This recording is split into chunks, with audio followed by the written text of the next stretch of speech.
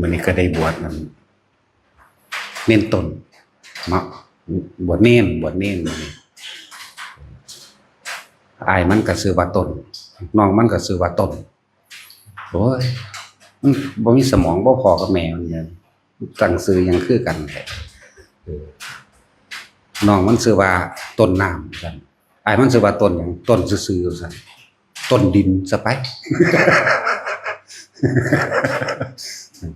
พอกับแม่มันคิดหยังบ่ออกบ่สู้คิดออกแต่ซ้ำนั่นบ่โอ้ยอิหยังห่างหุ้นส่วนย่านางจำกัดนี่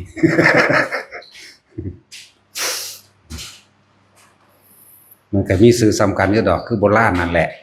ชื่อพระมหาปันถกกับจุลปันถกนั่นแหละอันนี้เท่ากับมหาต้นกับจุลต้น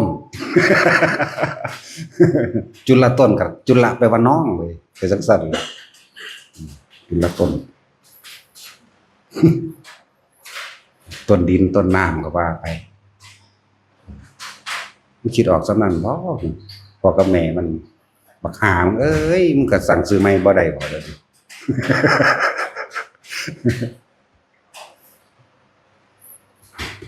วันนี้มันซื้อเดียวกันตำเอิญผู้หนึ่งเอิญนั่นต้นดินเราเด้อ ผู้หนึ่งเอิญต้นน้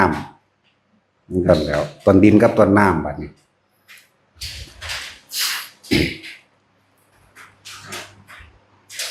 ตั้งใจฟังดีๆพวกนั้นผมจะคำว่าปัจจุบันจิตที่ตั้งไว้ผิดมันจะกลับมาทำร้ายเราอย่างคาดไม่ถึงคนเฮาบ่รู้จักคำว่าเป็นผู้มีสติรู้อยู่ในปัจจุบันขณะคำว่าจิตที่ตั้งไว้ผิดนี่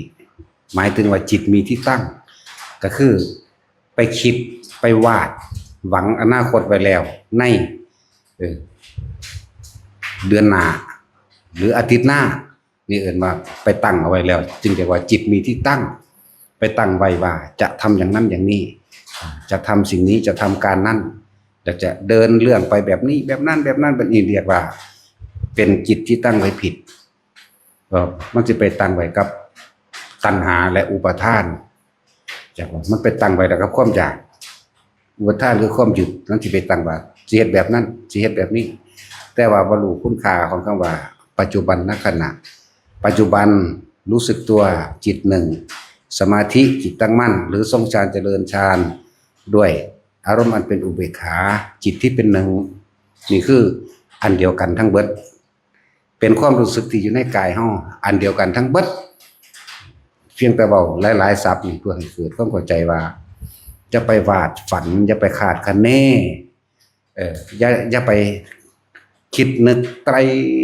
ตรองว่ากูสิเฮ็ดแบบนั้นกูสิเฮ็ดแบบนี้ในระหว่างปัจจุบันนี้แต่ยังบ่รู้สึกตัวเองในอนาคตที่ไปตั้งไว้เรียกว่าจิตที่ตั้งไว้ผิดไปตั้งไว้แล้วในจุดหมายที่ตัวเองอยากกระทำแล้วระหว่างการเดินทางเอาพวกอยากซึกจังซี่เนาะอันพวกอยากซึกตั้งไว้ว่านี่ตั้งไว้ว่าสิไปดำเนินเรื่องแนวนี้ดำเนินงานแนวนี้จะกระทำอย่างนั้นชิ้นนี้ชั้นนั้นในระหว่างการเดินทาง5 มื้อ 6 7 มื้อนี่ถ้าตายในระหว่างทางตกนรกเข้าใจบ่นี่ในระหว่างทางก่อนที่สิของที่ไปตั้งไว้นี่พวกนี้คิดว่าจะทำอย่างนั้นอย่างนี้ตั้งไว้โดยอารมณ์ที่บ่พอใจกูจักไปเฮ็ดเองนะตั้งไว้นี่ในระหว่างตายมื้อที่5นี่ไปนรกเลยเด้อสิบอกให้สิบอกให้ชัดเจนเลยว่านี่เฮาไปตั้งไว้นี่เฮามีความกังวลเรื่องใดเรื่องหนึ่งนี่แหละคือความกังวลเล่าร้อนจึงบอกว่ามันมีคติทางไปคือนรกความกังวลความเร่าร้อนภายในจิตใจของเจ้าของเองที่ตัวเองไปตั้งคาดหวังเอาไว้นี่เลยจึงเรียกว่าจิตที่ตั้งไว้ผิดมันจะกลับมาทำร้ายเราจะได้อย่างคาดไม่ถึงมันก็คาดบ่ถึงได้ว่าเจ้าของสิเฮ็ดได้คาดบ่ถึงที่ว่าจักสิตายยามใดนี่บ่รู้ตายมื้อแรกนี่ก็ได้ตายมื้ออื่นก็ได้แต่ว่าไปตั้งจุดหมายมันไว้เอิ้นว่าจิตที่ตั้งเอาไว้ผิดตั้งโดยความกังวลที่ตั้งหากได้ว่าไม่ธรรมดานั่นแหละเป็นทางไปแห่งนรกกังวลเร่าร้อนใครอยากนั่นกังวลเร่าร้อนและใครอยาก อยากที่จะทำอย่างนั้นอย่างนี้อยากเป็นแบบนั้นแบบนี้นั่นแหละเป็นหยังคือบ่อยู่ในปัจจุบันตามธรรมดาพวกเฮาบ่รู้จักได้ว่าในขณะที่เฮาอยู่ในปัจจุบันสติรู้สึกตัวจิตหนึ่งเนี่ยในสี่คำเบาสี่อย่างคืออันเดียวกันคือบางคนเอาคำว่าจิตหนึ่งหรือจิตหนึ่งปัจจุบันสติสมาธิหรือรู้สึกตัวนี่บางคนอยู่ได้แค่ที่ลมหายใจก็อยู่กับลมหายใจบางคนที่ส่องฌานเจริญฌานโดยเอาความรู้สึกตัวนิ่มหน่วงระหว่างกลางหน้าผากเลยแล้วก็นั่นคือปัจจุบันนั่นคือสตินั่นคือจิตหนึ่งนั่นแหละมันเป็นอุเบกขาแล้วเป็นปัจจุบันก็ว่าเป็นสติก็ว่าเป็นสมาธิก็ว่าเป็นอุเบกขาก็ว่าเป็นวิหารธรรมการทรงฌานเจริญฌานก็ว่าเป็นอันเดียวกันแต่ว่านี่มันบ่อยู่ติปุ่นมันขาดคะแนนเอาไว้แล้วขาดคะแนนเอาไว้ว่าสิเฮ็ดแบบนั้นในวันที่8ที่9ที่10ที่อยากจะไปทำใครควรแต่ละมื้อนั่นน่ะเห็นว่าจิตนี่ไปคิดไปนึกไปปรุงไปแต่งในความอยากได้อยากเป็นอยากได้แบบนั้นอยากเป็นแบบนี้อยากเฮ็ดแบบนั้นนี่มันไปใครควรไปแล้วแต่ละมื้อใครควรแต่อันเก่าซ้ำแล้วซ้ำอีกซ้ำแล้วกลับไปก็มาซ้ำไปซ้ำมาในระหว่างทาง5 มื้อตายนี่7 มื้อตายหรือตายเย็นนี้คืนนี้ในขณะที่ไปคิดใครควรอยู่นรกบอกให้เลยว่านรกแล้วคือว่าทำปัจจุบันให้ดีที่สุดจากว่าล่ะไปคาดคะเนยังไว้ข้างหน้าแบบนั้นนี่แหละคำว่าจิตมีที่ตั้งเมื่อจิตมีที่ตั้งแล้วจิตมโนเนี่ยหมายถึงคิดเจตนาไปแล้วเอาจิตมโนวิญญาณหรือจิเจรุก็ได้อันเดียวกันจิตนี่คือเป็นผู้รู้อยู่แล้วล่ะจิตมันก็รู้ในความรู้ทั้งหลายที่เฮามีในตัวเฮาเองมันรู้อยู่แล้วจิตมโนคือคิดถึงไปเมื่อคิดแล้วจะเกิดความรู้สึกนี่วิญญาณใจรับได้บัดพอใจกับไม่พอใจเกิดขึ้นจิตเจหมายถึงเจตนาคือตัวคิดไปจิตเจหรือมโนนึกภาพไปนั่นแหละรุก็ต้องถึงจิเกรุนี่หมายถึงนึกถึงบุคคลสัตว์สิ่งของบุคคลสัตว์สิ่งของอยู่แล้วรูปก็คือรูปนั่นเองแล้วก็ปรุงแต่งจินตนาการว่าเหตุจังสันจังซี่แบบนั้นแบบนี้บ่ฮู้ได้ว่าตัวความรู้สึกมันอาจเกิดความพอใจและบ่พอใจเกิดขึ้นในความรู้สึกเกิดขึ้นแล้วพบได้เกิดขึ้นแล้ว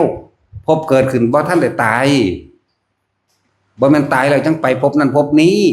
มันเกิดขึ้นในขณะที่กำลังคิดและมีอารมณ์ความรู้สึก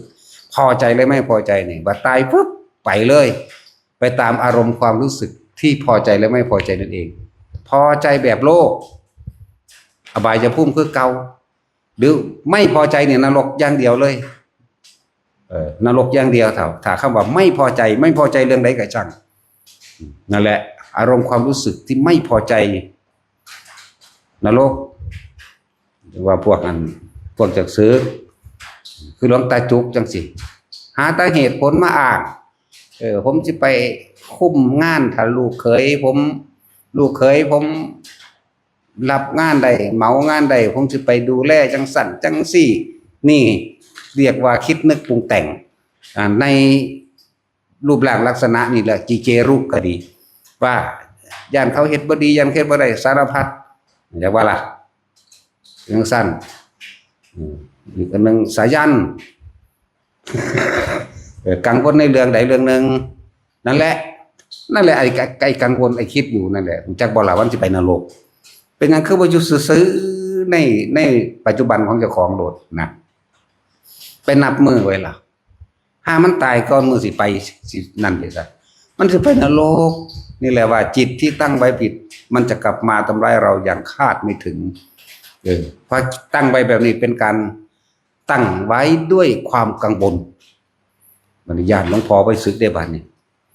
ไปอ่อนวอนผู้นั้นไปอ่อนวอนผู้นี้เด้เนาะไปอ่อนทั้งสันสิความคิดนึกถ้าบ่ได้เฮ็ดจังได๋กูก็ต้องแหกกฎไปเด้บัดนี้นั่นล่ะมึงไปใหญ่เลยโอ้ยบ่ได้หวงไว้ปานนั้นดอกแต่ว่าความอยากให้อยู่นี่ ให้เป็นผู้มีสติรู้อยู่ในปัจจุบันรู้สึกตัวอยู่กับอุณาโลมอยู่กับลมหายใจทำปัจจุบันณขณะให้ดีที่สุดเดินจงกรมอยู่แต่อยู่ในความรู้สึกตัวบ่แม่นเอาความคิดไปนึกไปปรุงไปแต่งนั่งอยู่กับอยู่ในความรู้สึกตัวบ่แม่นไปมโนนึกภาพนั้นนี้ปรุงแต่งไว้อันแล้วยืนเดินนั่งนอนกิน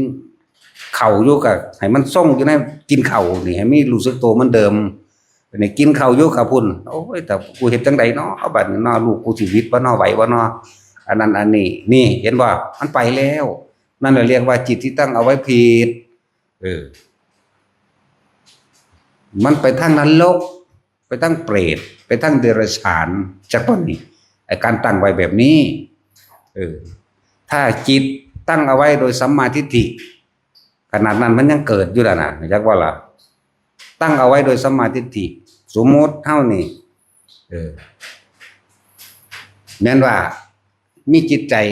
เตรียมผ้ากาสาวพัดไปแล้วเตรียมผ้าเตรียมบาตรเตรียมยังท่องบทที่จะค้ำขอบวชหรือขันนาคไปแล้วนี่ตั้งใจว่าอาทิตย์หน้ากูต้องไปบวชกูต้องไปบวชแต่ว่าตายก่อนมาบวชแต่ว่านี่ไปเกิดในสุคติภพเข้าใจว่าล่ะเปรียบเทียบไม่ทางดีนี่เปรียบเทียบไม่ทางที่ไม่ใช่ทุกขติภพเป็นสุขติภพอันนี้เปรียบเทียบมาทางนี้ไล่กับเปรียบเทียบให้ฟังดีกับเปรียบเทียบให้ฟังเหมือนกันกับจิตตั้งเอาไว้ในทางที่เป็นสุคติอันหนึ่งอีก2 มื้อเฮ้อสิไปใส่บาตรสิเอานั่นเอานี่ไปถวายวัดนั่นวัดนี้ก็น่าคิดไต่ตองไขควรไปตายซ้ำไปสวรรค์นี่คือจิตที่ตั้งไว้โดยสัมมาทิฏฐิจากว่าล่ะนี่ตายมันสิคิดไขควรถึงครูบาอาจารย์องค์นั้นวัดนั้นสถานที่นั้นการคิดอย่างนี้ไม่ทำร้ายเบียดเบียนการคิดอย่างนี้น่ะเข้าใจว่าล่ะนั่นแหละตายในระหว่างที่เดินทางมาหรือตายในระหว่างที่นอนหลับไปจังสิไปสุคติภพมีมนุษย์และเทวดาเท่านั้นแต่คิดแบบนี้อันถ้าคิดด้วยความกังวลเอาไว้นี่ไปทุกขติภพนั่นแหละมันบ่มีสมองมันเบิดนั่นแหละพวกกันวนงอแงจังซั่นแล้วรายการบวชมันบ่แม่นของง่ายเด้สิคุณภาพหรือบ่คุณภาพกูก็เอาปริมาณไปก่อนแล้ววะเหมือนกันกับต้นไม้นั่นแหละถ้าต้นไม้ใหญ่ใบหนาขึ้นมันก็ให้ห่มให้เงาได้อย่างหนึ่งก็เป็นการส่งเสริมหรือสนับสนุนพุทธศาสนาอย่างหนึ่งเพราะว่าพุทธศาสนานี่เผยแผ่โดยบุคคลเด้เริ่มต้นจากบุคคลซะก่อนเด้บ่ได้เริ่มต้นจากอย่างอื่นบุคคลคือพระพุทธเจ้าเฮานี่เป็นคนมาผู้เดียวมาตรัสรู้บรรลุธรรมแล้วจักแสดงก้าวเข้าคนเด้สิ่งทั้งหลายแล้วนั้นมันเกิดมาภายหลังดอกเรื่องเจดีย์เรื่องเจดีย์เรื่องโบสถ์เรื่องวัดเรื่องวิหารเรื่องที่อยู่อาศัยนั่นนี่เรื่องหลายๆอย่างนะแต่ว่าเพิ่นเป็นต้นฉบับบัดนี้ก็เลยต้องอาศัยสิ่งเหล่านั้นเดินตามรอยเพิ่นก็เลยว่าศาสนามันก็อยู่ได้เพราะว่าก่อสร้างก็มีแต่ว่าก็ต้องเข้าใจคำว่าบ่แม่นก่อสร้างยิ่งใหญ่อลังการดอกแค่ว่าเป็นอาวาสเป็นอารามที่พออยู่ได้จังซี่นะนั่นแหละก็ค่อยๆเป็นไปก็เลยว่าเอาคนไปก่อนอย่างหนึ่งคือเฮาให้ปลูกฝังอุปนิสัยบางคนก็บ่ได้มีศรัทธาจักเม็ดดอกมาบวชเข้าใจว่าล่ะบ่มีแต่ว่ากูบ่มีทางไปซื่อๆแต่บวชเขามาแล้วบัดนี่ก็เหมือนกับว่าเป็นใบไม้ใบหนึ่งที่เกิดขึ้นในต้นไม้นั้นมาอาศัยต้นไม้ใหญ่เป็นใบไม้ใบหนึ่งที่อาศัยกิ่งหนึ่งมันก็สามารถเป็นสิ่งที่บังแสงสว่างแห่งแดดที่ทะลุลงมาพื้นดินได้อยู่แม้นใบเดียวก็ดีวันนี้2 ใบ 3 ใบ 100 ใบ 1,000 ใบหมื่นแสนล้านใบมันก็หนาทึบขึ้นมาเองบางคนบวชบ่ได้โดยศรัทธาบวชไปบวชมาเกิดเห็นคุณค่าของค คำสอนพุทธเจ้าคุณค่าของพุทธศาสนาเห็นคุณค่าของหมู่พระสงฆ์บ่ได้ศรัทธาหรอกบอกว่ามีทางไปหลายอย่างในความอกหักผิดหวังแค้นใจจากเรื่องทั้งโลกบ่สมหวังดังใจทั้งโลกกลับเข้ามาบวชเบิ่งบัดนี้เบิ่งกิริยามารยาทของหมู่เราพระสงฆ์ผู้เป็นตัวอย่างคอยดูแลปฏิบัติซึ่งกันและกันให้คำแนะนำปลอบประโลมให้กำลังใจแนะนำในทางธรรมแนะธรรมหลายๆอย่างเกิดเห็นคุณค่าก็มีเอากูเป็นไผเขาคือมาเห็นทั้งกูดีแท้ก็มีเด้บาดนี้นั่นแหละหมู่ภิกษุสงฆ์รวมกันเนี่ยเขาเจ้าเป็นไผคือบ่แม่นญาติบ่แม่นพี่น้องบ่เคยพึ่งพาอาศัยกันจักเทื่อเขาคือเห็นน้ำกูดีแท้กูเป็นไผกูสำคัญอีหยังเริ่มลึกซึ้งเข้ามาเห็นคุณค่าของพระสงฆ์มาเห็นคุณค่าของพระสงฆ์แล้วแนะนำธรรมะให้กันและเห็นคุณค่าของธรรมะที่เขาเจ้านำออกมาแสดงสั่งสอนเลยขึ้นไปเห็นคุณค่าของพระพุทธเจ้าบัดเลยถือเอาพุทธธรรมสงฆ์เป็นหนึ่งเดียวกันได้เนี่ยแบบนี้ก็มีนั่นแหละบางคนบวชโดยศรัทธาแต่ว่าไปถึงสถานที่หรือหม่องบวชบ่แนะนำสั่งสอนเสื่อมไปเลยก็มีได้บัดเลยเป็นศัตรูกับศาสนาไปเลยก็มีเด้ตั้งใจมาบวชศึกษามาดีแล้วแต่ว่าไปผิดหม่องก็มี ไปอยู่ผิดที่ผิดทางที่เขาเจ้าบ่แสดงธรรมบ่นำพาปฏิบัติมาอยู่แล้วปุ๊บจากมีความศรัทธาว่าอยากปฏิบัติแบบนั้นแบบนี้ก็บวชก็ไปอยู่แล้วปุ๊บก็บ่พาเฮ็ดหยังทั้งก็เห็นกินข้าวแลงแกงร้อนซื้อเครื่องซื้อของซื้อลงซื้อเลขเว้ากันเรื่องเครื่องรางของขลังเว้ากันเรื่องโลกเลขไปใจมันออกได้บัดนี้เสื่อมถอยได้บัดนี้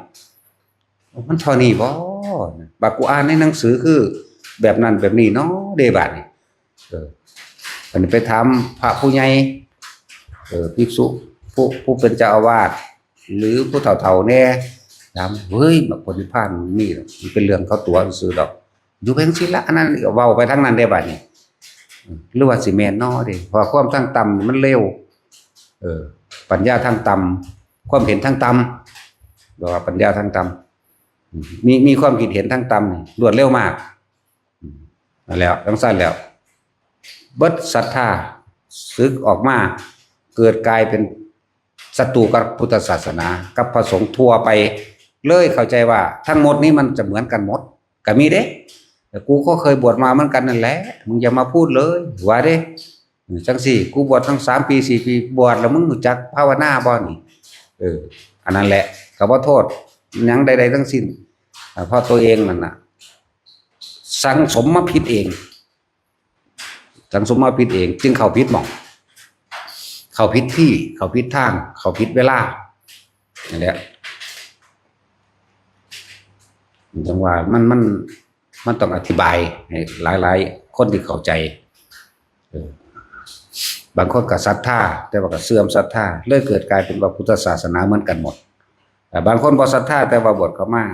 ถูกมองเพิ่นปฏิบัติดีปฏิบัติชอบเกิดความเห็นอกเห็นใจเห็นบุญคุณซึ่งกันและกันในการปฏิบัติกันคือบวชเข้ามาแล้วป่วยเฮาก็เบิ่งเอาดูแลเอาซั่นจังซี่นะเริ่มเห็นคุณค่าได้บัดเห็นคุณค่าของผู้เฮ็ดนำล่ะซะก่อนหมายถึงผู้ไปปฏิบัติดูแลคนป่วยป่วยจังซี่น่ะเฮ็ดไปเฮ็ดมาล่ะเจ้าของซอยตัวเองบ่ได้มันก็สิบ่คิดไปในทางดีอยู่บ่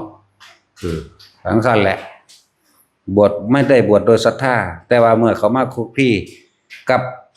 สถานที่ที่เพิ่นสั่งสอนแสดงธรรมโดยอริยสัจสี่คือเอาความจริงออกมาคุยมาเว้ามาชี้แจงแถลงให้เกิดความเห็นตามความเป็นจริงได้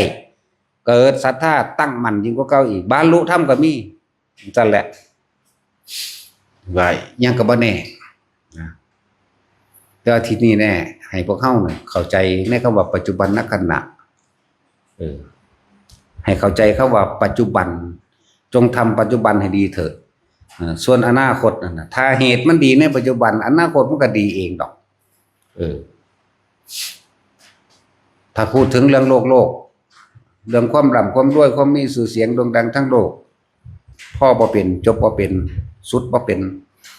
ตัณหานี่ความอยากอันนี้หาที่สุดไม่ได้แล้วก็หาต้นไม่ได้บ่ฮู้ว่าเกิดขึ้นแต่ย่ำใดแล้วก็หาปลายไม่มีคือบ่พอหาต้นไม่ได้หาปลายไม่มีบ่พอคือเขาถามกันเกิดมาทำไมปัญหาก็มีคำถามตอนนี้เท่านั้นแหละแต่เกิดมามันคือว่าถามตัวเองแต่ที่แรกแต่เพราะท่านได้มีประสบการณ์การได้ยินได้ฟังเกิดมาทำไมใช่แล้วบัดนี้ก็ตอบกันไปก็สิตอบเฮ็ดหยังเฮาอยู่ในปัจจุบันล่ะจังว่าให้ทุกคนรู้คุณค่าของคำว่าปัจจุบันปัจจุบันมีความรู้สึกอยู่กับลมหายใจเข้าหายใจออกคนฝึกใหม่ลมหายใจกับอุณหภูมิเป็นหนึ่งเดียวกันคนที่เริ่มจับจุดจับทางไปแล้วอยู่เฉพาะจุดอุณหภูมิหรือนิ่มนวลระวังหัวหรือเอาอาการปิติคือความรู้สึกตัวนิ่มๆนุ่งๆเย็นๆอยู่ในกระดานหน้าผากบางที่ก็หนึบหน้าขึ้นบนหัวนี่เราเอิ้นว่ารู้สึกตัวบางคนก็ไหลเลื่อนลงมาทำความรู้สึกตัวอยู่ในระหว่างท่ามกลางอกบางคนก็ท้องอยู่ในสะดือนั่นแหละอยู่ในระหว่างท้องนั่นแหละคนก็เคลื่อนมากลางอกมั่งบนหัวมั่งในกลางสมองมั่งเห็นหัวกะโหลกขาวก็แล้วไปนวลดอกก็ว่าไปบางคนก็อยู่ในระหว่างคำว่าอยู่นี่คืออยู่กับความรู้สึกตัวรู้สึกตัวกับตัวบางคนอาการแล้วนี่บ่ได้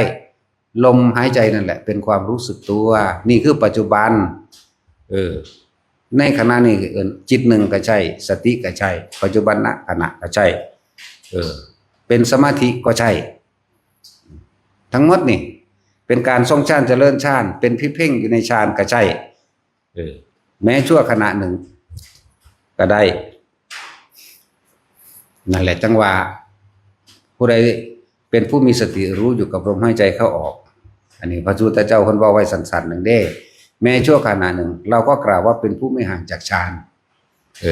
ในขณะที่เขาตายไปในขณะนั้นนั่นสิไปพบมโลกคนได้นั่น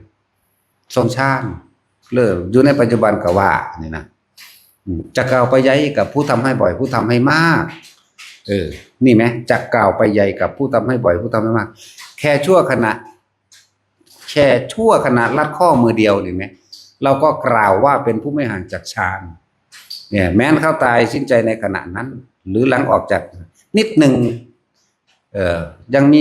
สุคติเป็นทางไปพรหมโลกจะกล่าวไปใหญ่กับบุคคลผู้ทำให้บ่อยทำให้มากทำให้ชินทำให้เป็นดุจดังยานนะรู้ว่าสีในการเข่าชาติออกชาติทรงชาติทำบรรลุดังยานเพราะจะมีการบรรลุธรรมในช่วงในขณะนั้นไปพร้อมกับมีเพราะเฮาอาศัยพระปัญญาการแสดงธรรมของพุทธเจ้าเฮาอาศัยคำว่าอนิจจังทุกขังอนัตตาที่เพิ่นแสดงมันอยู่เรื่อยๆนั่นแหละเฮาอาศัย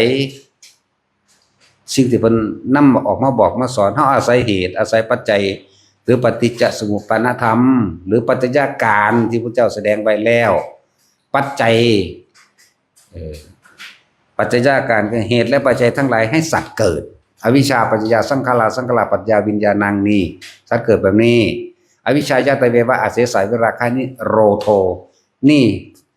เหตุและปัจจัยที่ทำให้สัตว์หมดความเกิดหยุดคิดนั่นแหละถ้ายังคิดปรุงแต่งแสวงหาในความอยากได้อยากดีอยากมีอยากเป็นอยู่นั่นแหละชื่อว่าอวิชชาเป็นปัจจัยเกิดสังขารความคิดปรุงแต่งนานาเป็นสารพัดความคิดปรุงแต่งนานาสารพัดทำเป็นปัจจัยให้มันเกิดวิญญาณคือความรู้สึกตัวในความพอใจและไม่พอใจคำว่ารู้สึกตัวนี้รู้สึกพอใจและไม่พอใจนั่นแหละนี่วิญญาณเป็นปัจจัยเกิดนามรูปนั่นไปเกิดระบาดนี่เป็นนามเป็นรูปเป็นมาแล้วนามรูปเป็นปัจจัยเกิดผัสให้เกิดอายตนะชื่อว่าไปเกิดมีเป็นคนแล้วเป็นสัตว์แล้วก็มีตามีหูมีจมูกลิ้นกาย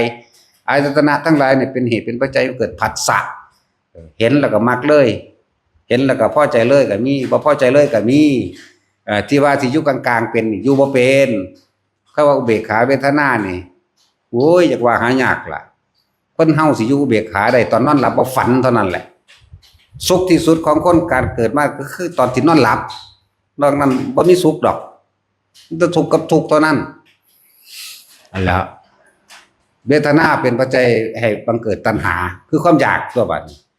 เวทนาที่บ่พอใจก็คืออยากผลักไสเลยส่งไม่อยากอยู่ใกล้กับคนที่เราเกลียดนี่แหละเวทนาบ่พอใจจากวันนี้ถ้าพอใจเด้ดิ้นรนแสวงหาอยากได้มาแน่เนี่ยนี่มันสุดบ่เป็นทำให้เกิดอุปทานแล้วตัณหาเป็นปัจจัยมันเกิดอุปทานคือความยึดมั่นถือมั่นในอารมณ์ความรู้สึกของตนในความพอใจนั่นเองพอใจอุปทานเป็นใจให้เกิดภพนั่นความรู้สึกนี่เห็นป่ะนี่ความรู้สึกว่าไม่พอใจก็เป็นภพพอใจก็เป็นภพมึงนั่นแล้วเป็นปัจจัยบังเกิดภพสิเป็นทั้งไหนกามภพรูปภพอรูปภพก็ว่าไปภพเป็นปัจจัยบังเกิดชาตินั่นไหมตอนที่เขามีความคิดจะมีความรู้สึกเดือนตายปั๊บไปเกิดเลยเด้บ่แม่นว่าจะมานั่งเฝ้าศพ7 มื้อจังรู้เรื่องบ่แม่นแบบนั้นเด้อไปเลยเพราะว่าจะมีจิตมีที่ตั้งเจ้าไปตั้งความคิดความรู้สึกความอยากให้เป็นใบหันแล้วเป็นอุปทานไว้แล้วมีที่ตั้งเกิดเลยบ่มานั่งเฝ้าวิญญาณแบบศพเจ้าของดอกไปเลยแล้วเป็นปัจจัยมันเกิดพบแล้วก็เป็นปัจจัยมันเกิดชาติคือเกิดเลยชาตินี่แปลว่าเกิดเด้บ่แม่นชาติไทยชาติลาวเด้แปลว่าเกิดจากบ่น่ะชาตะแล้วนะแต่ภาษาไทยเฮาไม่ว่าชาตินี่อันนี้ภาษาบาลีว่าชาตะเฮาเว้าเป็นภาษาเนี่ยว่าชาติชาตะแปลว่าเกิดมรณะมิตรภะหลัดมรณะบ่ตายจักคนเอาโลด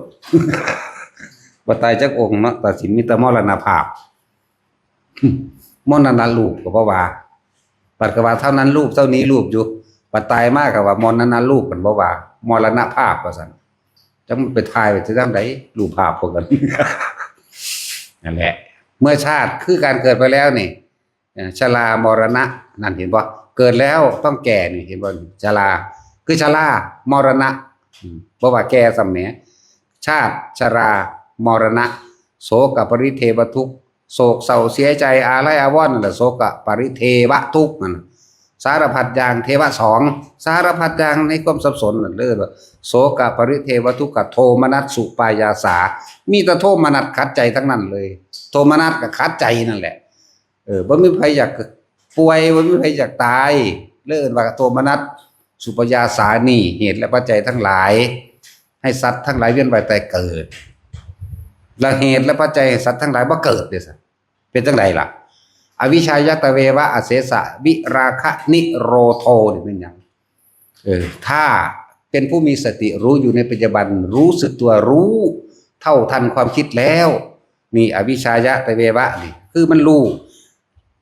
ความมืดความดำความบ่รู้ทั้งหลายถูกวิชาเนี่ยคือรู้เท่าทันปัจจุบันขณะของเฮาเองรู้ทันความคิดแล้วมันคิดปรุงแต่งไปบ่ได้มันก็นิโรธานิโรโธนั่นตัวมันก็ดับไปทั้งสิ้นตัวมันก็บ่เกิดนั่นตัววิธีมันก็บ่ได้ยากได้ล่ะคำว่าเป็นผู้มีสติรู้อยู่ในปัจจุบันขณะรู้สึกตัวทั่วพร้อมนี่แค่ว่าเฮาไม่มีความห่วงหาอะไรหรือกังวลใดๆทั้งสิ้นเรียกว่าแต่ว่าภาษานั้นเอิ้นว่าพานนิวรณ์ตัวเดียวนึงเด้กามฉันทะกามนิวรณ์กังวลในรูปรสกลิ่นเสียงนี่ก็อีกเรื่องนึงแต่ว่ากังวลในความสงบฉันพอใจแต่ความสุขนี่เห็นบ่นี่ฉันไม่พอใจในความที่ไม่สงบนี่กามฉันทะอันนึงฉันสงสัยนี่ไว้ว่ากามฉันทะกามนิวรณ์นี่ แล้วก็วิจิกิจฉาแปลว่าความลังเลสงสัยอันนั้นอันนี้คือหยังอันนี้เป็นแบบใดถูกหรือผิดร้ายหรือดีลังทำยังไงต่อเมื่อหาคำตอบตัวเองบ่ได้ก็เป็นทีนมิทะเป็นเสื่องซึมๆแล้ววาสนากูเท่านี้บ่ไปได้เหงาไปได้มันน่ะอุตส่าห์รำคาญอุทจักกุจักขึ้นมาอันตัวบัดนี้เฮ้ยแม่งเอ้ยไปได้บาดก็เกิดเป็นปฏิฆะไปอีกเห็นบ่ล่ะจังซั่นแหละปฏิฆะคือหยังความอาฆาตความบาดหมางความบ่พอใจล่ะนั่นน่ะ มันเป็นแมงยังบ่สงบมื้อนี้ว่ะนั่นแหละเพราะว่ามันไปอุปทานไว้แล้วก็แม่นติดสงบชินในความสงบเพราะว่าเฮาไปขาดคะเนเฮาเลยบ่สงบเฮาเลยบ่ฮู้จักคำว่าปัจจุบันคือหยังเฮาไปขาดคะเนไว้แล้วเลยบ่สงบขาดคะเนเพราะการได้ยินได้ฟังได้รู้ได้เห็นหรือได้เคยเป็นมาแล้วนี่อยากจะเป็นคือเมื่อวานนี่นะเนี่ยนึกเอาเมื่อวานได้บัดนี้บ่มีทางจังซั่นล่ะเลยสงสัยกูเฮ็ดผิดจังบ่น้องไปอีกละบาดนี่กูบ่ได้เฮ็ดผิดหยังนะหรือว่าอันนั้นหรือว่านี่หรือเป็นน้ำผู้นั้นหนอเป็นน้ำผู้นี้หนอไปบักใหญ่เลยนั่นแล้วทิ่มความสงสัยคำว่าพานนิวรณ์คือความกังวลร่วมให้เลยคำว่ากังวลสิ่งใดสิ่งหนึ่งก็อยู่ในนิวรณ์นั่นแหละกังวลถ้าเฮามีความกังวลเรื่องใดเรื่องหนึ่งนิวรณ์5ก็ร่วมกันเป็นอันเดียวกันเบิดทุกอย่างเลยร่วมอยู่ในความรู้สึกเฮานี่เองเป็นงุดงิดอึดอัดนั่นแหละเป็นบ่พอใจมั่งนั่นแหละมันไปทางนั้นเป็นสงสัยอันนั้นอันนี้มั่งพานิวรณ์ตัวเดียว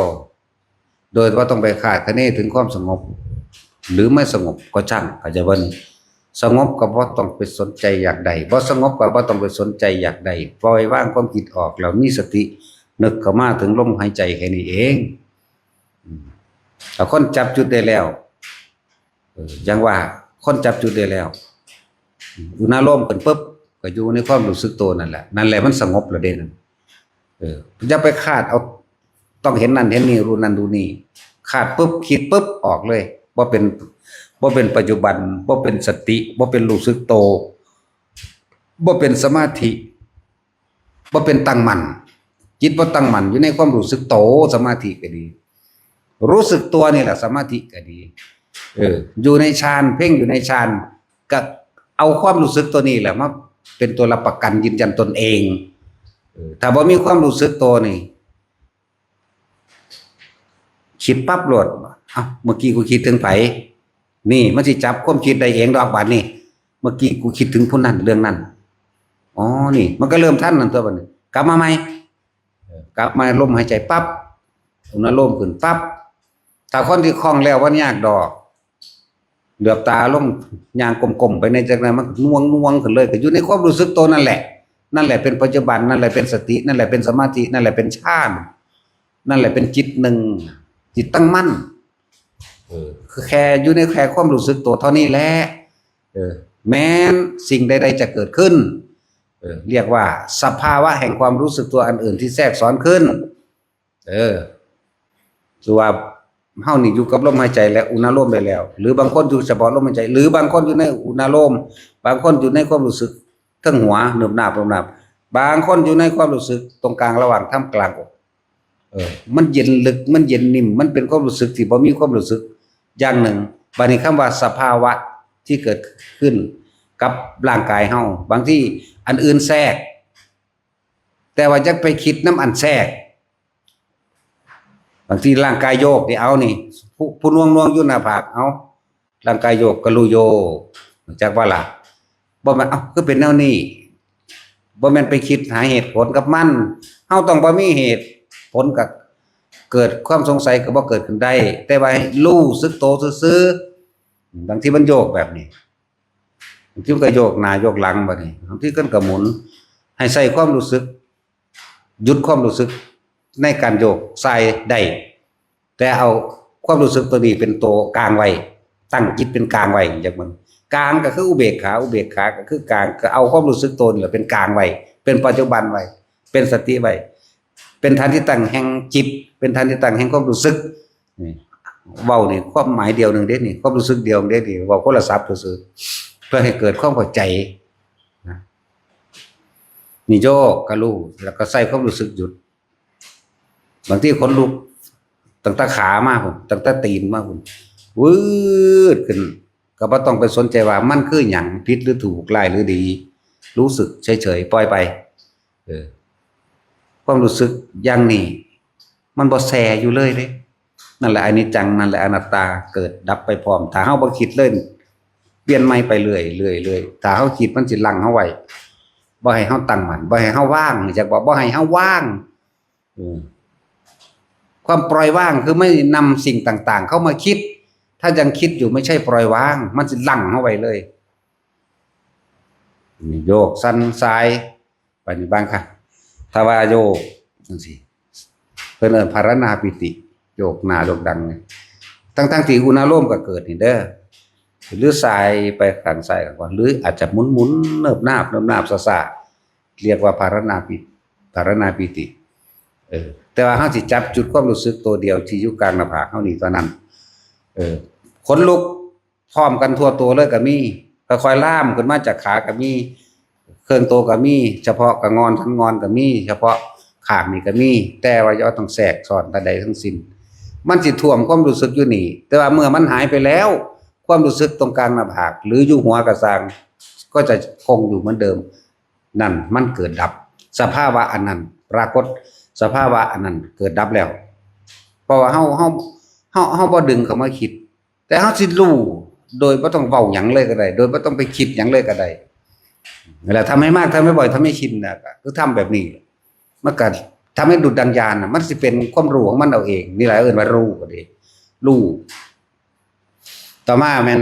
บัดนี้ปรากฏการณ์อันเป็นนิมิตนี่คือสภาวะที่โยกที่สั่นที่สายมันปรากฏการณ์อันเกิดเป็นนิมิตเป็นแสงพับมองหันมองนี่ก็แล้วแต่แม้บางครั้งเป็นแสงฟิตฟัดอยู่ในโพรงจมูกเฮานี่ฟิตฟัดบางทีก็เป็นไข้กับคือควันยาสูบไหลเข้าไหลออก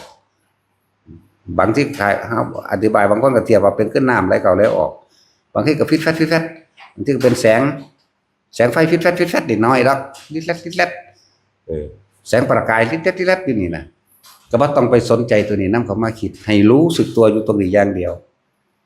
นั่นแหละบางทีอยู่ดีๆเป็นคล้ายกับกายนี่เบ่งขึ้นขยายขึ้นเหมือนกับกายเนี่ยขยายขึ้นขยายใหญ่อ้วนขยายแบบใหญ่อึ้งลึงขึ้นปึ๊บเหมือนเต็มห้องบังก็รู้เฉยๆอย่าไปนำมาคิดดูเฉยๆจับตัวนี้เป็นหลักไว้คือเก่าบางทีมาเนี่ยความรู้สึกนี่ยืดขึ้นไปเด้ทะลุไปเลยไม่ต้องไปสงสัยว่าทะลุหลังคาได้จังใดทะลุถ้ำได้จังใดทะลุต่างๆได้จังใดจนไปหยุดอยู่ในระหว่างท่ามกลางมีขี้ฝาลอยอยู่ข้างๆเฮานี่ก็มีก็บ่ต้องไปสนใจบ่ต้องสนใจรู้เฉยๆเห็นเฉยๆในนิมิตหรือปรากฏการณ์นั้นๆที่มันเกิดขึ้นนี่บางทีก็เป็นภาพสารพัดภาพที่เกิดขึ้นเป็นภาพการต่อสู้เป็นภาพมูเทวดาเป็นภาพนาคเป็นภาพครุฑเป็นภาพอินพรหมยมยักษ์เป็นภาพอย่างต่างๆอย่านำเข้ามาคิดปล่อยเห็นอยู่สั่นนั่นเอิ้นว่าสักแต่ว่ารู้สักแต่ว่าเห็นก็ดีไป คือว่านำสิ่งที่มันปรากฏขึ้นหรือปรากฏการณ์ต่างๆเข้ามาคิดแต่เฮาบ่คิดแล้วก็เรียกว่าอุเบกขาเรียกว่าจิตเป็นกลางเรียกว่าอัปปนาสมาธิจิตตั้งมั่นบ่หวั่นไหวเรียกว่ามันตั้งมั่นแล้วสมาธิตั้งมั่นแล้วบ่หวั่นไหวแล้วกับปรากฏการณ์หรือสภาวะปรากฏการณ์ต่างๆที่มันเกิดขึ้นบ่หวั่นไหวถ้าหวั่นไหวคือคิดถ้าคิดนี่คือหวั่นไหวเดี๋ยวถ้าบ่นำเข้ามาคิดนั่นล่ะจิตเป็นกลางก็แม่นจิตตั้งมั่นก็แม่นปัจจุบันก็แม่นส่งอยู่ในอารมณ์อันเป็นอุเบกขาก็แม่นจักว่าส่วนสิปล่อยหรือบ่ปล่อยมันทั้งสิกับทำบ่อยทำมากเดี๋ยวมันก็รู้เองดอกว่าปล่อยแบบใดบ่ปล่อยแบบใดบ่หาแต่ว่าปล่อยดอก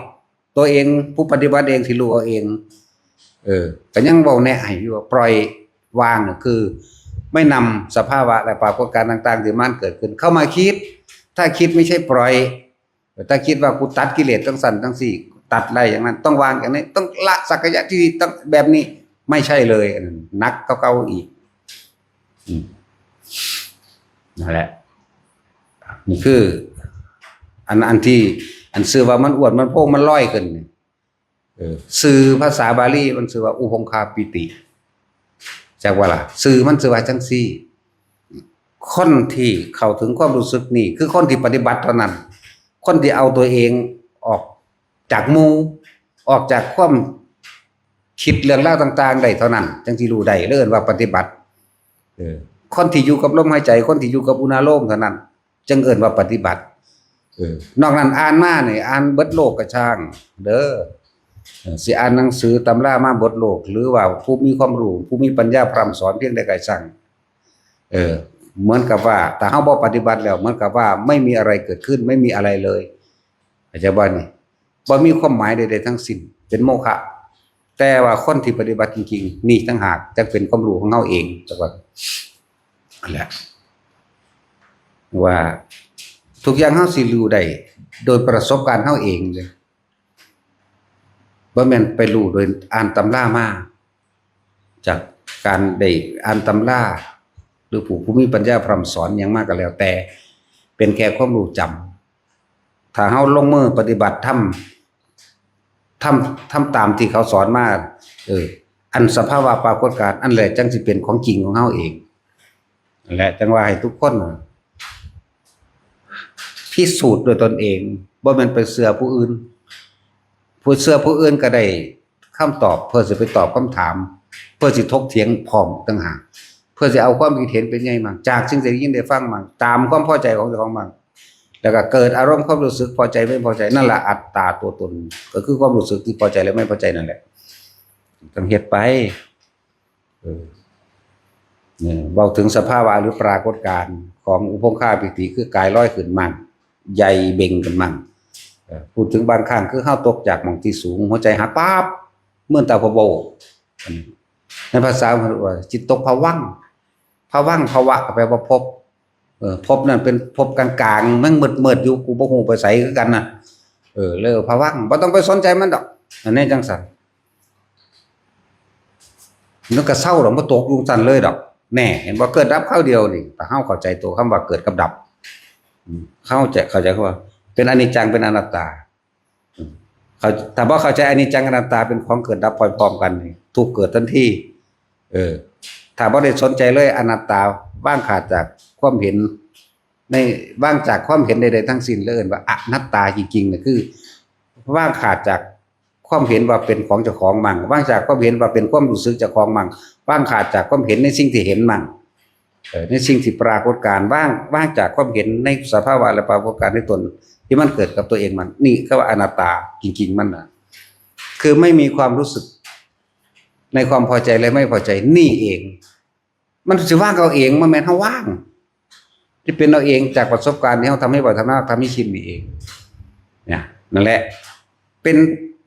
ประสบการณ์ที่จะต้องรู้ได้โดยตนเองนี่หมดความรู้สึกในความยินดีพอใจนี่นะความไม่พอใจบ่หาตาวาก็ได้มันก็ขาดไปนำกันเพราะว่าความไม่พอใจย่อมเกิดจากความที่พอใจนั่นแหละนั่นแหละสิอะไรจังว่าเฮ็ดไปเรื่อยๆแล้วเฮาสิฮู้เอาเองดอกให้รู้เข้าใจในคำว่าปัจจุบันเข้าใจในคำว่าสติสมาธิให้เข้าใจคำว่ารู้สึกตัวพร้อมให้เข้าใจคำว่าจิตหนึ่งแล้วก็คำว่าเซนส์คือยังมีความรู้สึกตัวในตัวอยู่นี่รู้สึกอันนี้แหละนั่นแหละรู้สึกโตก็ดีรู้สึกโตนี่เป็นปัจจุบันเป็นสติเป็นสมาธิเป็นทรงฌานเจริญฌานเป็นอุเบกขาพร้อมถ้าไม่รู้สึกตัวเนี่ยบ่เป็นอุเบกขาเฮากินข้าวเฮาคิดถึงลูกนั่นบ่ได้แม่นอุเบกขาบ่แม่นปัจจุบันพร้อมอยู่จังได๋น้อบาดนี้เนาะแน่ไปแล้วเห็นบ่นี่คิดถึงหน้าคิดถึงรถคิดถึงสัตว์เลี้ยงต่างๆคิดถึงทรัพย์สมบัติตัวเองต่างๆมันบ่ได้แม่นอุเบกขาแล้วก็บ่เป็นปัจจุบันพร้อม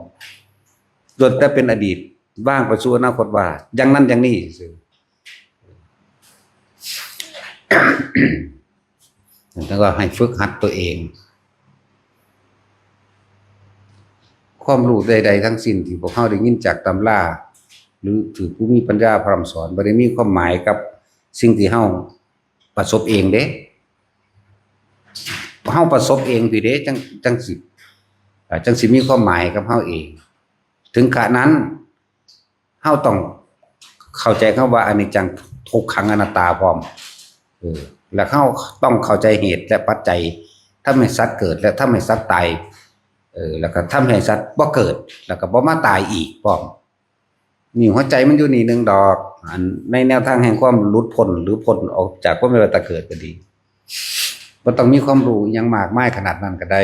นะเนี่ยว่าให้เฮาเข้าใจนี่ว่าเรื่องสภาวะและปรากฏการณ์พระจบแต่บางที่มันเฮายังมีความรู้สึกตัวอยู่กลางหน้าผากอันนี้บัดนี้เว้าความอันใหม่อาจสิเป็นนิมิตเสียงนิมิตแปลว่าเครื่องหมายที่เกิดขึ้นหรือสัญลักษณ์เครื่องหมายโดยสัญลักษณ์ว่าเสียงหรือเครื่องหมายหรือกลิ่นเสียงรูปนี่เว้าแล้วเนาะเรื่องเทวดาอินทร์พรหมทั้งหลายลอยไปลอยมาหรือเห็นผีสางนางไม้หรือเห็นภพภูมิต่างๆอย่างกระสากจะนำเข้ามาขีดปล่อยเลยนี่เรื่องรูปตอนนี้เรื่องเสียงไห้เสียงห้องเสียงหัวที่หาต้นเสียงมาบ่ได้ที่หาบุคคลที่เป็นเจ้าของเสียงบ่ได้ไม่จำเป็นต้องไปหาเฮานั่งเฮาอยู่ของเฮาเองนี่แหละเดี๋ยวอธิบายอีกเพิ่มอีกอันนึงว่าสมาธินี่บ่แม่นการไปนั่งหลับตาอย่างเดียวยืนเดินนอนนั่งแต่คือการทำความรู้สึกตัวอยู่ในปัจจุบันขณะเรียกว่าสมาธิเดินอยู่กับรู้สึกตัวใดนี่เรียกว่าสมาธิจิตตั้งมั่นเรียกว่าอุเบกขาเรียกว่าทรงฌานเรียกว่ารู้สึกตัวเรียกว่าปัจจุบันขณะก็ว่านี่เดินจงกรมอยู่นี่เอาเดินจงกรมนี่เฮาไม่ได้เดินกับก้าวขาหรือว่าเดินกับเฮาเดินทำความรู้สึกตัวอยู่พี่ย่างเป็นปกติช้าหรือเร็วก็แล้วแต่เป็นปกติของไปของมันอย่างเดินจงกรมนี่เดินปกติเดินไปธรรมดาแต่ความรู้สึกตัวอยู่พี่บางทีง่าไม้หักปุ๊ะโปะปะลมพัดวื้อมานี่หูก็ได้ยินอยู่บางที่เหม็นกันมาพร้อมจมูกก็ได้ยินอยู่แต่จิตไม่คิดวินึกบ่ได้ซ้อทรายออกไปว่าคือหยังคืออะไรถ้าบ่คิดบ่นึกแล้วความรู้สึกตัวก็อยู่เหมือนเดิมเป็นปัจจุบันเป็นสติเป็นสมาธิเหมือนเดิมบัดนี้มันเห็นวันนี้เฮาเข้าใจดี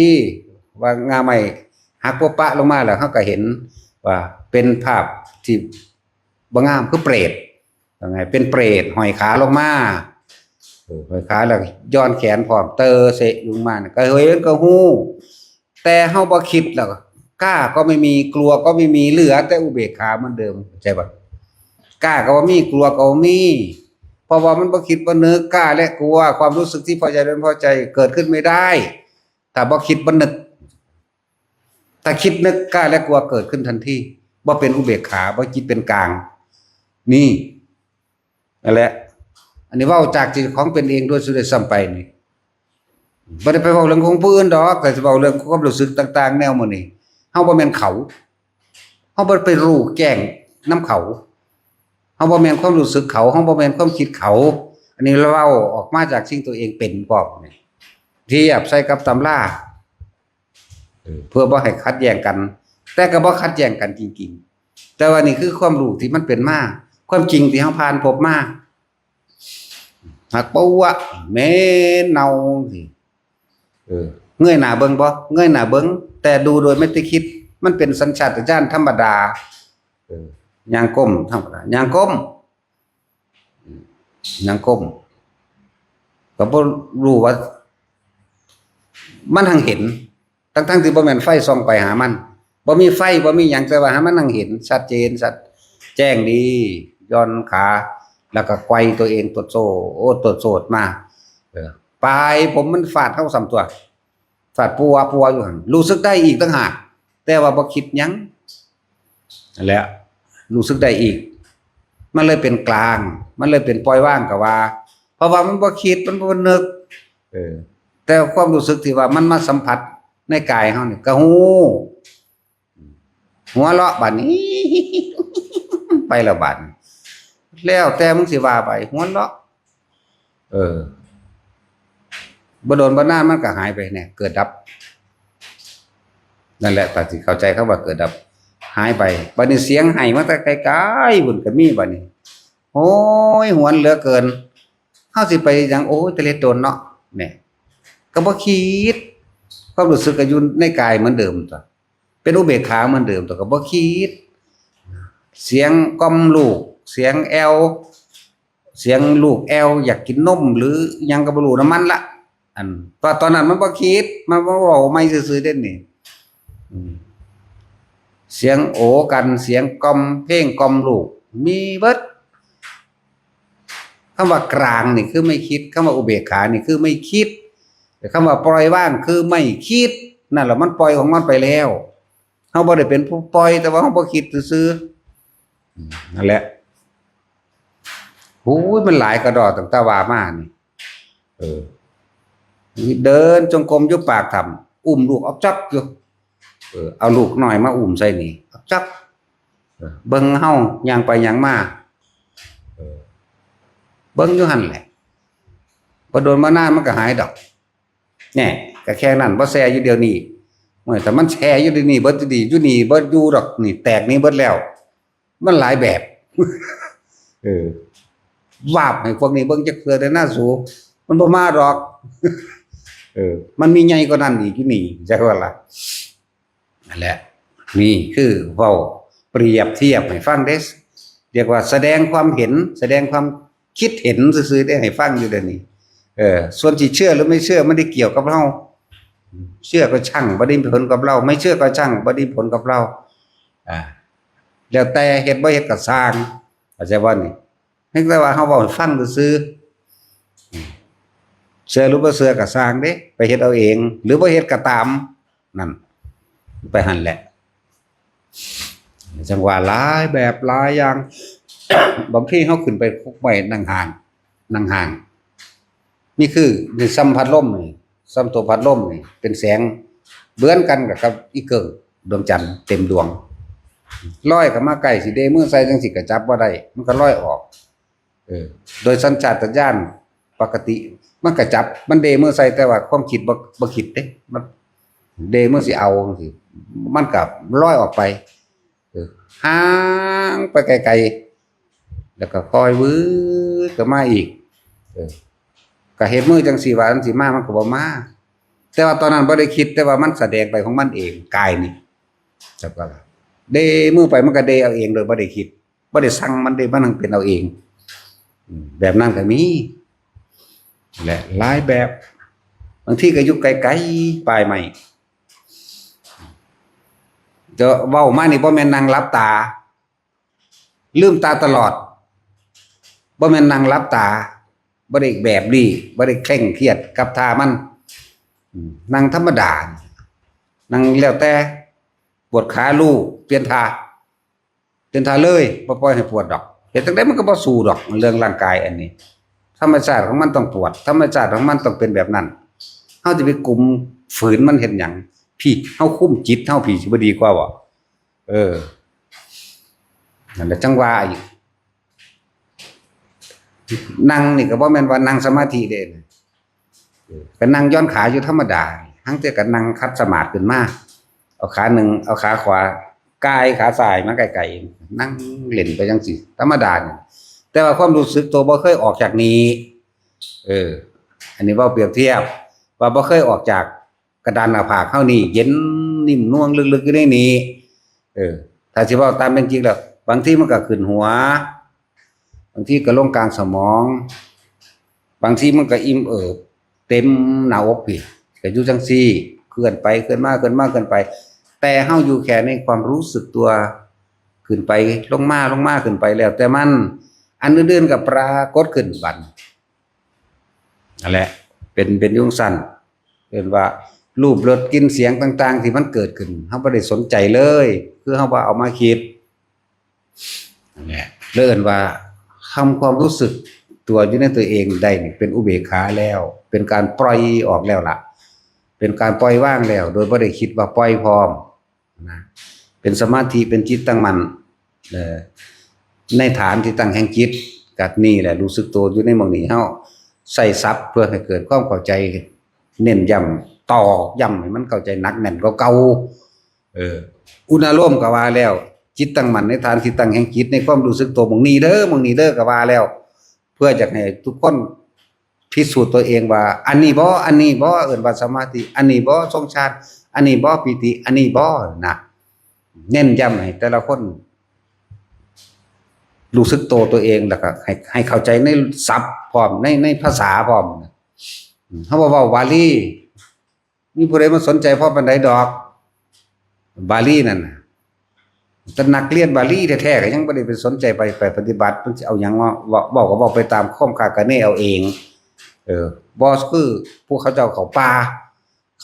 ข้าดงไปเห็นนั่นเห็นนี่โดยจริงๆนั่นแหละเป็นวิชาของแท้ดังนั้นมิตรขาดเอานั่นแหละว่าเฮาเข้าไปอยู่ในป่านี่มันความคิดมันสิไปทางใดวะนี่ถ้าเฮาบ่มีหลักยึดไว้นี่ผู้เขาเจ้าบริกรรมภาวนาพุทโธหลักของเจ้าก็คือพุทโธนั่นแหละเป็นบ่จับใส่ลมเขาเจ้าก็พุทโธรั่วทีเลยเพราะว่ามันยานแต่นี้ออกจากพุทโธแล้วก็บ่เป็นจิตหนึงบ่เป็นความตั้งมั่นบ่รั่วอยู่หั่นซั่นแหละตอนนี้ออกไปแล้วบัดนี้ห่างจะเสียงอันปวกหัวสั้นไหมเวลาเฮาย่างไปถึกอันหน้าบริเวณของมันคลาสั้นซ่าคุณรู้เด้พวกอยู่ทั้งต้นไม้บัดพวกอันขี้ดินที่มันติดตามพวกคูขาบลงมาแล้วเด้จังซั่นแหละแต่ซ้ำนี้มันก็ย่านคักแล้วเด้คนเพราะมันบ่ได้มีประสบการณ์ไปรู้ไปเห็นตามความเป็นจริงปวกบางทีเสียงนกบัดนี้เสียงนกกักขึ้นเลยนะอยากว่าล่ะเสียงนกนกยังอยากว่าตาศีลเจ้านกกระเต็นที่มันห้องแบบนั้นห้องกลางเว้นอันนี้กลางคืนบ่ห้องแต่กลางคืนอีกแบบนึงบัดนี้นกคำบ่าว้าขึ้นป่าบักใหญ่ๆเด่นน่ะตาย่านคือหยังนี่แย่งไฟไปเบิ่งมันว้าวใส่ตาวานที่อยู่ใกล้บ่แม่นบ่ไกลเถิบอยู่ตามันใหญ่ว้าวขึ้นแล้วถ้าผู้บ่อยู่ในความรู้สึกตัวคิดไปทั่วทีบมันสิแล่นแต่ว่าผีว่าหยังว่าไปแสงนั้นแสงเพชรคือเฮายินนี่แหละก็มีนั่นแหละย่างเข้าไปพิสูจน์ไปใกล้เขามันตาฟ้างมันบ่หนีจักว่านกขบานั่นน่ะมันบ่หนีเด้มันตาฟ้างเฮาจี้ไว้ไปเบิ่งใกล้ๆแล้วลายอ้อยอยู่ท้อกำปั้นบ่ได้ใหญ่หรอกบางทีก็นกเข้านกแสกมันนี่สิวากมาใกล้ๆเฮาก็มีเด้อันเรื่องตื่นนี่บ่ค่อยตื่นปานใดดอกมันสิเสียงหยังหลายอย่างดอกที่เฮาฝ่าฟันพามาตอนที่มันเป็นตาย้านยิ่งกว่าอื่นใดคือธรรมชาติที่มันเป็นนี่ฝนตกลมฟ้าร้องฟ้าผ่านี่แหมนี่ไปเบิ่งอยู่ในร่องไปอยู่ในภูเขาผู้เดียวนี่จักว่าล่ะอยู่ตามพลานหินนี่แหมตามด่านต่างๆนี่แหมเวลาฝนตกฟ้าร้องฟ้าผ่านี่บ่ธรรมดาเด้มันคือหัวใจสิแหลกละเอียดออกมันเปี้ยเข้านี่ธรรมดาเด้จะเมายินน้ำบรรบาดเมืองนี่มันแค่ตึงตั้งธรรมดานึงเด้แต่ว่าตัวนั้นตัวมันคือพากลางโตพากลางหัวใจคือหยังนี่เด้เสียเข้านี่ธรรมดาบ่เปี้ยงเข้านี่โอ้ยเป็นตาตายคือหยังนี่ตัวสิอยู่ไสบัดนี้พวกเฮาสิอยู่ไสอันนี้อยู่กับลมหายใจกับอุณาโลมนี่อยู่จังซี่หูยินอยู่เด้ล่ะเปี้ยป้าเข้าแล้วก็บ่ได้คิดว่าหยังก็สร้างแม่มันคืนมันบ่คิดมันมาเว้าตอนนี้ซื่อๆได้นี่เอามาเว้าเปรียบเทียบให้ฟังซื่อว่าตอนนั้นเฮาอยู่ไสเฮาก็แค่อยู่ลมหายใจกับอุณาโลมแค่นั้นโอ้ยหนักหนากว่านั้นก็เยอะแยะแต่อันนี้เป็นตาย้านกว่าเพราะว่ามันเป็นธรรมชาติที่เฮาฮู้อยู่เห็นอยู่นี่แหละอันสั่งลึกลับซับซ้อนเนี่ยตื่นอยู่ดอกอันเรื่องตื่นห้องอักก็มีอยู่บึบมานี่ตื่นอยู่แต่ว่าตื่นปุ๊บบ่คิดเด้ รีบปั๊บเข้าลมหายใจเข้าตื่นนี่น่วงขึ้นโลดนะอันเรื่องตื่นนี่ตื่นตกใจว่าตื่นอ้าคองขึ้นก็มีอยู่แต่ว่าบ่แลนเพราะว่ามันบ่คิดจังซั่นแหละอยู่ดีๆงูตัวบักใหญ่ซ้ำเสานี่โผล่ขึ้นเนี่ยบ่แม่นพญานาคพญาเนกแมงหยังดอกเพิ่นเว้าก็คืองูตาแหนี่แหละเพราะว่าเกิดว่าคืองูตาแหนี่บ่มีหงอนพร้อมเพราะว่าขึ้นมาว่าสูงจัก2 เมตรนี่แหละบึบขึ้นมาก็เห็นอยู่แต่ว่าอยู่ในนี่ยางพาไปเลยก็มีอันตื่นอยู่ปั๊บเข้ามานี่ยางพาเลยบ่มีหยังจังซั่นล่ะคือไปว่าหยังกับอันพญานาคพญาเนกอันข้ามน้ำทั้งเที่ยว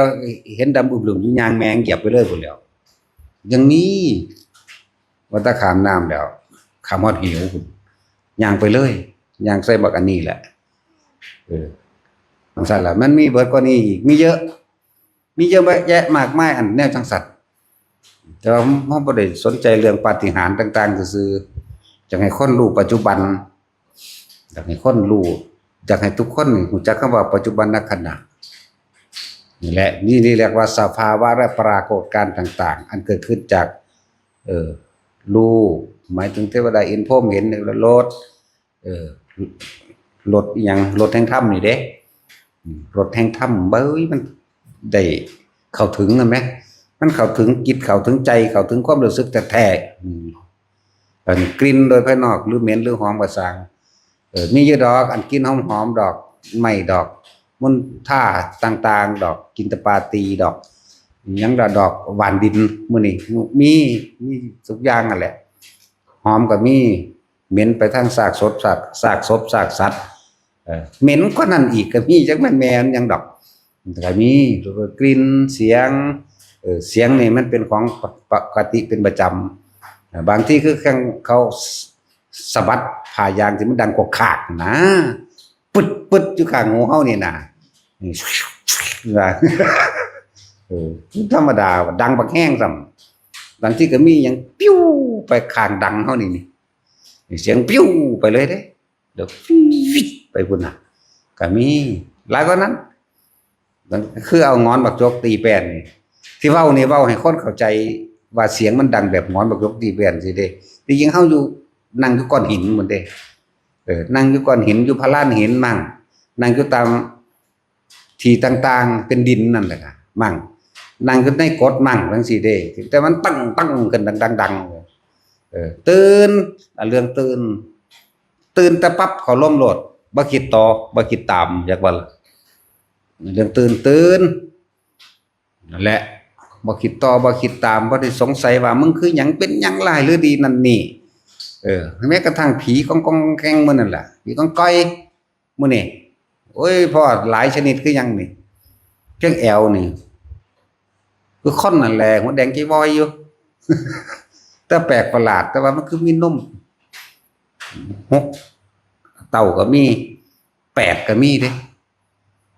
มันสิอยู่นำความบ่อุดมสมบูรณ์หรือสมบูรณ์บ่แล้วบ่ได้ส่องไฟแยงเบิ่งแต่ว่าเห็นชัดเจนทั้งที่มืดแต่ว่าเห็นชัดเจนนั่นแหละแปลกประหลาดอยู่แต่ก็บ่เงินดอกเพราะสำนั้นแหละว่าพอสิแล้วข้าวเขาเนาะโอ้มาคิดพอถ้าเอามาออมกินจักสิลองเบิ่งเนาะนาฏศิลป์จะกินว่าผีออมผีกองกอยออมผีกองกอยมีอยู่ได้อยู่นี่ก็มีสูงดอกโตอยู่นี่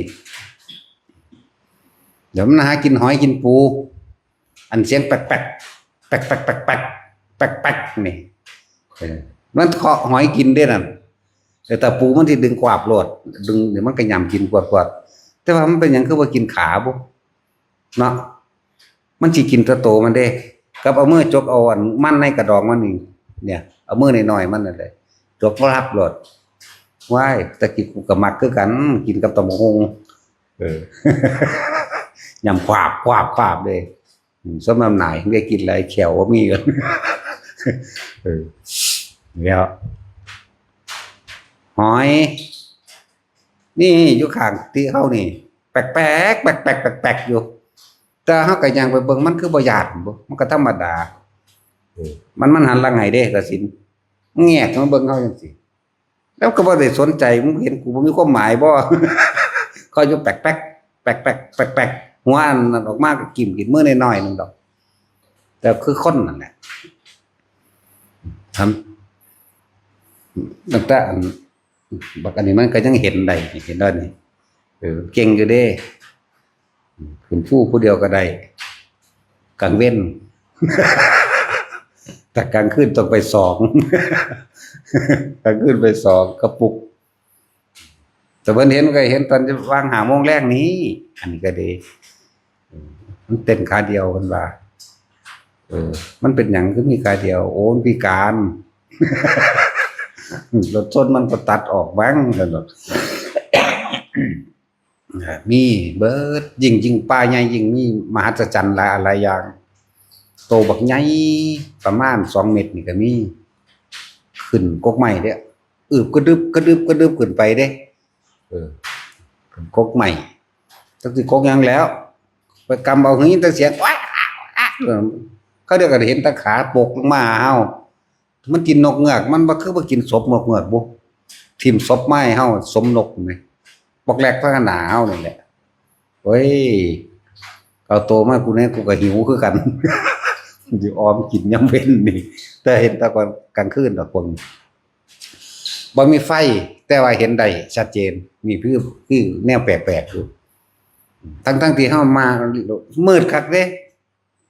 มืดมากเลยป่าทึบๆพวกนั้นน่ะจักบ่ล่ะ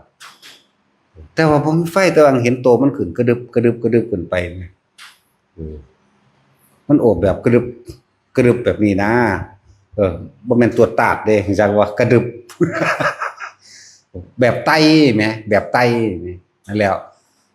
มันจะเสียงนกเอ๊ะอักก็ปกลงมาพี่ศพมันคือบ่กินหมายถึงศพนกเงือกก็มีแล้วจังซั่นแล้วบางสิมันก็กินเด้บ่จงให้เฮาจักเม็ดเลย ตัวพวกนี้พวกขึ้นในกกไม้พวกนี้ขึ้นในกกทั้งกกไม้พวกใหญ่พวกน้อยก็แห้งพวกนี้สุกก้อนหินคือปึกลึกปักลักไปโลดปุกปักไปเด้กินปูกินหอยยำควบอยู่ห้วยคนบ่ได้กินข้าวหลายมื้อกูก็หิวคือกันเด้ ขาแมงก้อยนี่ว่ากินวะ ธรรมดาบ่เว้าม่วนตลกซื่อๆเด้ออยู่ผู้เดียวเด้อสิบอกให้บ่แม่นอยู่กับคนบักหลายอากลากแบบนี้เด้อยู่ผู้เดียวเป็น100 โลพุ่นเด้อว่าสิเห็นหนทางใดแต่สิ่งใดที่เฮาผ่านมาแล้วมันก็แค่นั้นแหละมันก็เป็นเรื่องตลกแต่ช่วงเฮาอยู่ด้วยกันมันบ่ตลกดอก มันกลุ่มอยู่อยากว่ามันกลุ่มอยู่พี่อันโต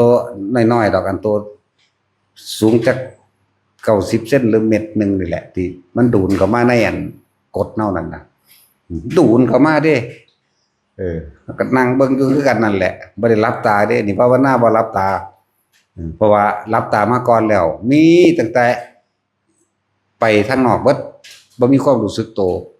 นั่นแหละบ่มีความรู้สึกโตตะกี้เป็น20 ปีกว่าๆจักว่าตั้งแต่เฮ็ดมาตะกี้คือมีแต่ส่งมีแต่ไปทางนอกมีแต่ไปรู้สึกว่าเพลินกับการเห็นภพภูมิต่าง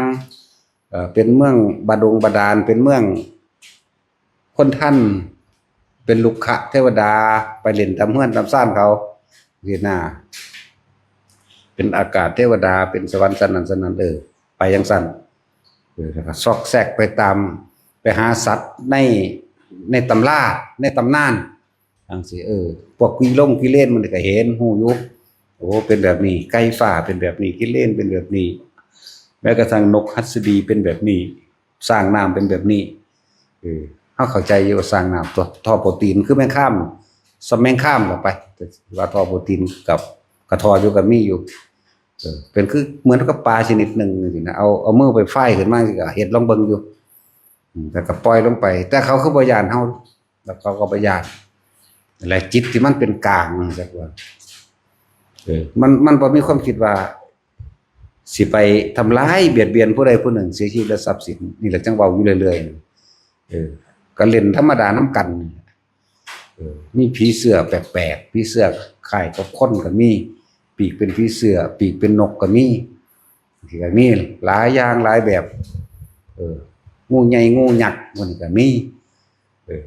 ตัวสีดำตัวสีถ้าตัวดำนิ่นนะดิดำนิ่นหรือออกกำไปเลยจะคือวางได้ละสิก็มีมา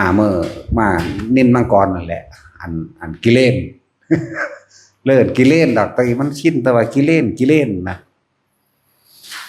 มันชิน หลายแบบตะกี้มันมีแต่แบบนั้นมันมีแต่ไปหูเบิดละข้างนอกลักษณะนั้นไปหาจอบเบิ่งผู้สาวอาบน้ำก็มีหรือจอบแล้วมันก็ป๋าแก้ผ้าลงน้ำให้เบิ่งอีหลีนี่แหละนี่แล้วก็แพ้ตัวนี้ตลอดเลยมันงามเนาะตัดสินถ้ามันเฒ่าใครอยู่เด้ก็สิ แต่มันเตะเสะหนังทองอุดหูดจนก็สิใครอยู่ ก็สิธรรมดาอยู่อันนี้มันมีอารมณ์ทันทีเลยแต่กินมันเป็นแบบนี้นั่นแหละจนหลายเฮ็ดมาเฮ็ดแบบตั้งใจบ่หลังที่ปืนบ่นอนเลยเป็นเดือนตั้งใจหลายแบบดอกสอบทดลองจนว่ามันบ่มีความรู้สึกตัวหลายจนว่าหลวงปู่มั่นตีนั่นแหละไอ้ยะกับโกหูนี่สอดหลังทั้งปีความเจ็บความแสบถ้าโกหูนี่เอากระจกน้อยไว้ซะย่อยเบิ่งกับแม่นอีหลีเป็นคู่แดงเจิงครึงคือถ้าว่าฝันก็บ่แม่นมันก็แดงครึงๆก็มันแสบจังซั่นมันเจ็บปวดลึกๆเลยบ่ธรรมดาเลยอันตัวนี้แต่มันเห็นอยู่นี่แหมแต่ว่าบ่ฝันก็คือบ่เห็นเพิ่นแต่มานอนเป็นหมูเป็นหนายังอยู่ดีก็เปียเข้ารถแหมธรรมดาว่ะและจังเริ่มหาวิธีในอาทิตย์นึงจังเข้าใจคำว่ารู้สึกโตได้ก็เพราะว่าเพิ่นนั่นแหละอันนี้คือฝันก็ว่านิมิตก็ว่าแต่ว่ามันเป็นจริงตรงที่ว่ามันแดงจึงครึงในขณะที่เฮาบ่ทันได้คิดออกเฮาเห็นว่ามันเป็นเจ็บอยู่จังซั่นเด้บ่มันเจ็บธรรมดาเด้มันแสบกับแสบเน็บลึกมั้ยขนาดนั้นแหละจังเข้าใจได้รู้สึกตัวเลยเปลี่ยนวิธีการโดยการใส่สมาธิมื่นตาแต่รับตามันไปโลดไปเร็วบ่ต้องห่วงดอกแนวมื้อนี้มันคล่องแล้วเพราะว่ามันเฮาเฮ็ดมาตลอดเฮ็ดมาตลอดอันนี้แหละเฮาบ่เคยถิ่มธรรมบ่เคยถิ่มสมาธิเฮ็ดมาตลอดมันสิเฮ็ดอย่างอื่นมาแนวใดก็ช่างแต่ว่าเรื่องการปฏิบัติธรรมบ่เคยขาดจักมือเลยจักบ่ล่ะอีกอย่างนึงคือให้ตาทุกคนเข้าใจคำว่าทรงอารมณ์มันเป็นกุศลหรือนึกถึงสิ่งที่เป็นกุศลที่โดยคำสอนของพระพุทธเจ้าว่าสัพพะปะปัสสะอันไหมอะกัลนังกุศลสูปสัมปทานี่ไหมสัจจิตะปริโยทปนังนี่ไหมถ้าเข้าใจคำสอนอันลึกซึ้งของพระเจ้านี่คือในขณะใดก็สร้างที่เฮาทรงอารมณ์เป็นกุศลบัดนี้ถ้าสมมุติว่าเฮาทรงฌานอยู่ตลอดได้มั่งบ่ได้มั่งแต่ละมื้อแต่ละเว้นถ้าตอนมันได้เหมือนกับว่ากิเลสบ่ได้จรเข้ามาปิดบังไว้นะมันสิเป็นกลางจังซั่นตลอดนะถ้าเฮาอันใดบ่ได้เหมือนกับว่ากิเลสหรือเป็นก้อนสีฟ้าเมฆบดบังแสงพระอาทิตย์นะจริงๆมันบ่เสื่อมไปไหนเด้มันอยู่ของมันแต่ว่าเป็นเพราะว่าเฮาปล่อยจิตปล่อยใจเฮาความคิดของเฮาไปหาสิ่งที่เฮาอยากได้อยากดีอยากมีอยากเป็นซื่อๆเด้จริงๆมันก็อยู่ของมันจังซั่นเหมือนกับดวงอาทิตย์มาปิดกันไว้ได้เฮ็ดให้เฮามืดในช่วงใดที่เฮาคิดถึงธรรมปั๊บตัวนี้ก็เปิดออกทันทีการปฏิบัติธรรมสิ่งเหล่านี้เป็นสมบัติสมาบัติเป็นมรรคสิทธิฌานที่คุ้มเฮาอยู่ตลอดเป็นเพราะว่าเฮาปล่อยจิตปล่อยใจปล่อยความคิดไปหาบุคคลสัตว์สิ่งของแล้วก็อยากได้อยากดีอยากมีอยากเป็นไปสร้างความรู้สึกในความพอใจหรือบ่พอใจเองเป็นเพราะว่าเฮายังยึดอยู่อัตตาตัวตนในขณะที่นั้นมันก็บ่มีอัตตาตัวตนเด้ล่ะมันก็อนัตตาอยู่ของมันจังซั่นในขณะที่เฮาบ่นำสิ่งทั้งหลายที่ตาหูจมูกลิ้นกายสัมผัส เขามาคิดมานึกนี่มันก็ปล่อยของมันเองเด้แต่ว่าเฮาบ่เฮ็ดแช่ไว้ตลอด24ชั่วโมงได้ซื่อๆจักบ่ล่ะเปรียบเทียบว่าเฮาบ่เฮ็ดแช่ไว้ตลอดรอบมันนะ24ชั่วโมงนะอันนี้เฮาได้มั่งในขณะที่เอาง่ายๆว่าทุกคนทรงฌานเป็นแล้วนี่ในขณะที่เฮาทรงได้บ่คิดถึงไผบ่มีอารมณ์ความรู้สึกอันอื่นเป็นอุเบกขาอยู่ซั่นตลอดมีความรู้สึกตัวอยู่ตลอดนี่นั่นแหละขณะนั้นแหละมันก็ปล่อยแล้วว่างแล้วแต่ในขณะใดที่เฮาคิดไปเรื่องผู้นั้นผู้นี้หรือมีคนมาคุยนำนั่นที่ปล่อยความรู้สึกไปกะสิ่งที่ในขณะนั้นไปแล้วเหมือนกับเรื่องว่าเป็นเมฆมาบดบังดวงอาทิตย์แล้วก็ล่ะจุดดังขี้เมฆมาบดบังแสงสว่างเอาไว้จริงๆมันสว่างอยู่หั่นแหละเฮา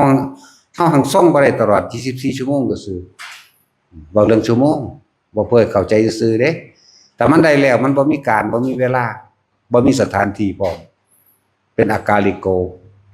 หมายถึงไม่มีการไม่มีเวลาไม่มีสถานที่บ่มีหยังมันสิเป็นอยู่สังสรรค์ของมันแต่เฮาเป็นน่ะอันนี้เว้าเปรียบเทียบให้ฟังนั่นแหละ คือฝึกเด็กน้อยนี่มันได้ง่ายเพราะหยังมันกิเลสบ่ทันหลายแต่ฝึกผู้ใหญ่มันกิเลสหลายความอยากมันหลายมันมีแนวเลิกบดบังสมมุติว่าเด็กน้อยที่เขามาฝึกนำเฮาน่ะถ้าเขาอยู่กับความรู้สึกได้ตลอด20ชั่วโมงไปเรื่อยๆมันบรรลุไปเรื่อยได้นั่นน่ะแต่ว่าด้วยการงานหรือด้วยการเรียนหรือด้วยหลายๆอย่างกิเลสสิคอยซึมเอาแต่ว่าบ่สูญหายเด้สิ่งที่เขาปฏิบัติไปได้จักบอกถ้ามีผู้ใดผู้หนึ่งมันแนะให้สงชาติแม่ปั๊บอยู่กับอุณาโลมเด้อมันก็ปั๊บมันก็มีของมันจังซั่นแค่รักษาความรู้สึกนั้นไว้จนเท่าตายมันก็บรรลุของมันไปเองดอกโดยที่เฮาบ่ได้เป็นผู้บรรลุหรือว่าต้องบรรลุบ่ต้องเอาแม้ความอยากอันละเอียดหรือความอยากอันเป็นมรรคความอยากอันเป็นความไม่เบียดเบียนคือเฮาต้องการบรรลุพระอรหันต์จังซี่ก็บ่ต้องดอกมันเต็มมันก็เป็นของมันเองจักบ่ล่ะส่วนมากมันเป็นแบบโลภ